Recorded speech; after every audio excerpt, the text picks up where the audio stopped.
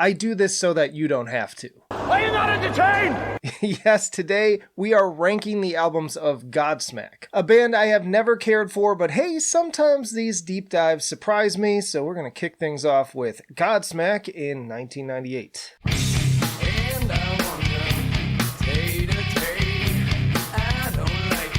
This is probably the album cover I remember seeing around the most in magazine ads and friends' album collections. It's got a pretty sparse production and the guitar riffs feel pretty generic to the point that Moon Baby, Bad Religion, and Keep Away all sound like something my shitty high school band would have kicked up in my basement. But to be fair, plenty might say that of albums I do like from the same era. And then lyrics like gotta get up, gotta get out, gotta get up, you gotta get away are the true pinnacle of art. Everyone in this room is now dumber for having listened to it. In terms of what I do like though, Whatever has always been a bit of a guilty pleasure with that guitar hook and the goofy but highly imitatable vocals on the chorus. I'm doing the best I every day, now go away. Same goes for Voodoo, which is honestly the only song on the album that feels like any real songwriting craft went into it. Not something I seek out, but if those came on the radio, I'm not changing the channel. So let's just put it that way. Time Bomb has some fun electronic elements, but they just make me wish I was listening to Rob Zombie instead. Immune has a neat groove to it, and Stress is kind of a head bobber, but to be totally honest, I was already regretting my decision to do this just halfway through this debut. But hey, it was already certified platinum by June of the next year, so what the hell do I know? Some people love this thing. It's not their worst. I'm gonna put it at mid. Next up is Awake in 2000.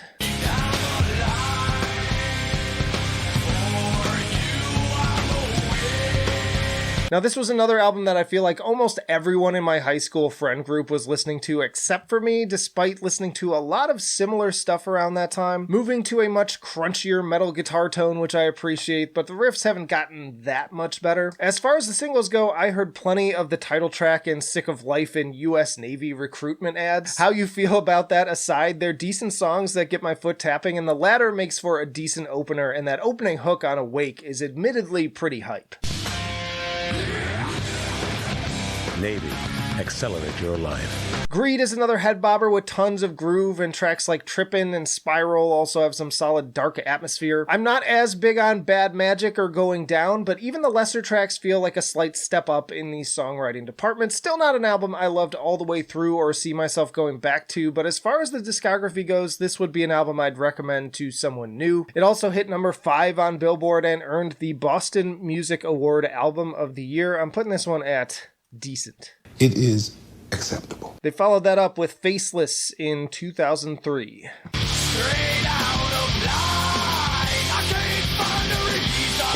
Straight Out of Line may be their best album opener, and I do recall that this one also got a lot of radio rotation when it came out. I dig the leads on this track, which feel like they were influenced by Tool, which were also getting big around this time. I Stand Alone was basically inescapable, and singing the chorus in Sully's voice in my friend group basically became like a meme before that was even a concept. And I think this also further cemented their kind of biker bro music status, and I forget that the music video was also a tie-in for the Scorpion King. I do feel like some of these songs show the band most fully realizing what they are going for. It's not particularly complex or original, but it still has a certain charm to it that I can understand. Make Me Believe, Realign, Releasing the Demons, Dead and Broken, all very solid tracks. This one actually hit number 1 on Billboard, beating Linkin Park's Meteora, so you gotta give some props to that. And honestly, I was actually pretty surprised at how much I enjoyed this one overall, even if I don't feel driven to go back to it anytime soon. Putting this one up at solid. Then we have the simply titled 4 in 2006.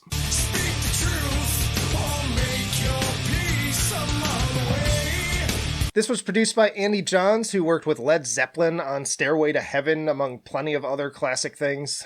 And right off the bat, I can hear the more rock-oriented sound coming through with the nerfed guitars that just don't have that same crunch and impact to them. Kind of reminds me of like Load-era Metallica with a lot of forgettable duds, and I'm not really sure I need a harmonica on a Godsmack album personally. And also, like Metallica, they start doing lesser sequels of previous hits in the case of Voodoo 2. Oh god, how embarrassing. But there are some of the occasional gems to be found, like The Enemy with its pounding drums. I'm not sure how I feel about Hollow. Like, as a standalone track, it's actually really pretty with all the different stringed instruments and female backup singing, but is this really what I come to this band for? This one also hit #1, but sold less than the previous album. Me personally, I've heard way worse albums, but I'm not going to remember a single one of these songs 24 hours from the time that I wrote this. As far as when I'm recording this, I literally don't. I can't remember a single song here. I'm putting this one at meh.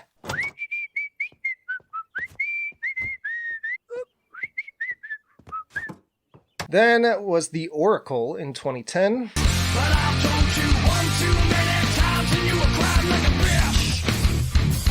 Seemingly as a bit of a course correction from that sound, this was produced by Dave Fortman, who has worked with bands like Slipknot, Mudvayne, and Evanescence, and you can definitely hear that heaviness reflected in songs like Crying Like a Bitch, which is a pretty cringy tough guy anthem complete with MMA-themed music video, but I'll admit it's still more fun than anything on the previous album. Ultimately, I returned to simple but ultimately more memorable songs overall. I dig the bass on What If and Saints and Sinners, which was the original working title of the album. I also enjoy the guitar hook on the otherwise incredibly corny Love, Hate, Sex, Pain. Devil's Swing has some great drumming. It's really too bad because there are lots of good performances just pulled down by really crappy lyrics and this aging rocker energy that's super lame. So I'm putting this one a little bit higher than the last one at mid. Next up is 1000 Horsepower in 2014. Something wrong, something right, something missing. Something black, something hot, something different.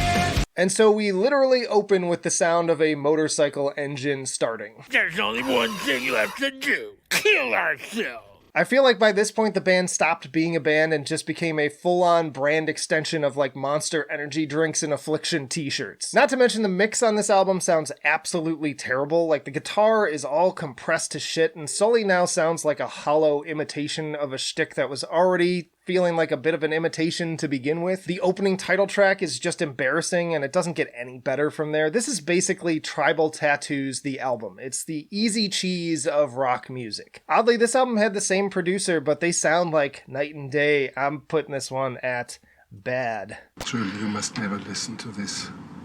I know, Werner. I'm never going to. And they followed that up with When Legends Rise in 2018. I'm telling you I'm bulletproof. Believe me, I'm bulletproof. Leaning into more of a country vibe with the vocals here, it almost feels like sort of like Nickelback Default kind of energy. Very butt rock, more completely generic paint-by-numbers choruses. Tracks like Bulletproof are about as bland as they come, and at this point, between the glossy production and the OOs, we may as well be listening to Imagine Dragons at times. Or as Finn aptly named the sound, Military Wife Rock. Everything feels like it came out of an Amazon box from an assembly line. Like, there are a few things I've done I'd actually consider a waste of my time, but listening to this album is definitely one of them. Soulless, AI-generated butt rock, though I think AI would honestly cook something way more interesting up than this recycled garbage. Absolute trash. And that brings us to Lighting Up the Sky in 2023. Why can't you just please surrender? Surrender what you promised. Surrender was the lead single for this one, and once more, it didn't really bode well for first impressions falling into forgettable butt rock territory. They followed that up with the album opener, You and I, which once more has a bit of a country bounce to it. These aren't the worst things that they've done, and they at least cut down on some of the corniness and have some solid soloing too. But then right after that, they bring Red, White, and Blue, which while I have nothing against being patriotic, I just can't roll my eyes enough in response to low-effort pandering like this. It's all just the same old cliches you've heard before packed into one super generic anthem. Hey, if you don't like America, then you can get it. Notably, in the lead up to this album regarding the writing, Sully had actually been quoted saying, "I have nothing. I'm bored. I'm not depressed. I'm not mad. Before, when I was mad, I had so many things to write about, but now I'm not mad anymore. I don't know how to write songs sometimes when I'm not upset or emotional about something, so it'll come, and when it does, I'm sure it'll be good." And I'm really happy for him on that, but at the same time, this definitely comes through in the songs. You and me, we breathe inside a world where no one can breathe. A lot of them are just barely distinguishable from one another in their blandness, save for maybe the piano string and acoustic-driven Truth. Best of Times is passable, and I actually do kind of enjoy the extended instrumental interlude on Let's Go. But seriously, there were multiple moments I was just wondering if I accidentally hit the repeat button or something. I have been hearing that this may be their final album, and if this is all of the creativity that's left, it's probably for the best. Again, it's not awful, but there's just no fun to be had here either.